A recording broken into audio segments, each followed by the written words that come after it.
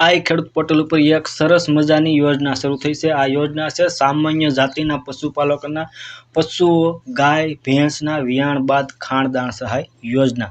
તો આ યોજનાની અંદર લાભાર્થી દીઠ કુલ 150 કિલો ખાણદાણ માટે 100% લેખે સહાય। તો માટે તમારે કોઈ પૈસા દેવા નથી, 100% લેખે ફ્રી છે।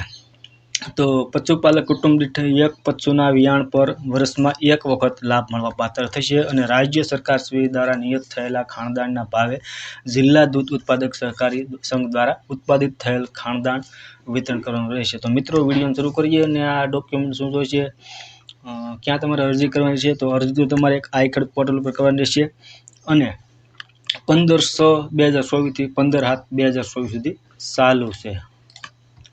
ત્યારબાદ અહીંયા પણ આપણે જોઈ લઈએ કે શું લખેલું છે બિડાણમાં।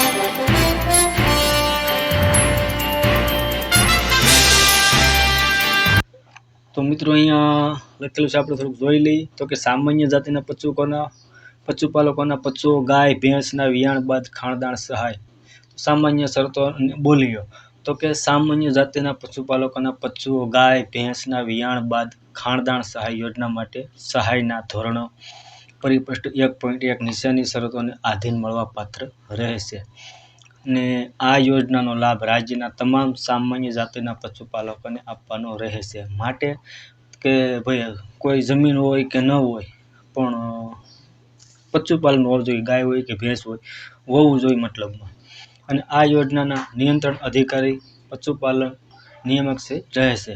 તો આ યોજનાના ઘટકો માટે સંબંધિત નાયબ મદદનીશ પશુપાલન નિયામક શ્રી જિલ્લા પંચાયત કચેરી અમલીકરણ અધિકારી રહેશે। ત્યાર પછી અરજદાર પશુપાલકે પરિપષ્ટ 2 મુજબ આઈ ખેડૂત પોર્ટલ પર અરજી કર્યા બાદ બિડાણ સહ અરજી પર દર્શાવેલ સરનામે રજૂ કરવાની રહેશે અને અથવા તો ઓનલાઈન આઈ ખેડૂત પોર્ટલ પર બિડાણ સહ અપલોડ કરવાની રહેશે। જો તમે ત્યાં ન પહોંચાડો તો તમારે ડોક્યુમેન્ટ અપલોડ કરવાના રહેશે। પછી આ યોજનામાં લાભ લેવા માટે પશુપાલકે પશુ ગાય ભેંસના વિયાણ થયા બાદ વધુમાં વધુ 60 દિવસ સુધીમાં આઈ ખેડૂત પોર્ટલ પરની સમય મર્યાદામાં ઓનલાઈન અરજી કરવાની રહેશે। ત્યાર પછી અરજદાર પશુપાલકે અરજી સાથે પશુના વિયાણ થયા અંગેની ખરાઈનું પ્રમાણપત્ર પણ સંબંધિત જિલ્લા પંચાયત કચેરી અથવા રાજ્ય કક્ષાની કચેરીના સરકારી પશુધન નિરીક્ષક પાસેથી મેળવી રજૂ કરવાનું રહેશે। અને આ યોજના અંતર્ગત તમામ જિલ્લાઓના વાર્ષિક સંકલિત લક્ષ્યાંકને ધ્યાને લઈ રાજ્ય સરકારશ્રી દ્વારા સામાન્ય થયેલા ખાણદાણના ભાવ મુજબ તેમની સીએમએમ આણંદ દ્વારા નિયત થયેલ જિલ્લા દૂધ ઉત્પાદક સહકારી સંઘ દ્વારા ઉત્પાદિત થયેલ ખાણદાણ લાભાર્થીઓને સહાય માટે પૂરું પાડવાનું રહેશે। તો મિત્રો આમાં તમારે એક તો સમક્ષ અધિકારીનું દિવ્યાંગ પત્ર અંગેનું પ્રમાણપત્ર ફક્ત દિવ્યાંગો માટે જો લાગુ પડતું હોય તો, ત્યાર પછી બારકોડ રેશન કાર્ડ જો લાગુ પડતું હોય તો પણ રેશન કાર્ડ તો આમાં ફરજિયાત છે।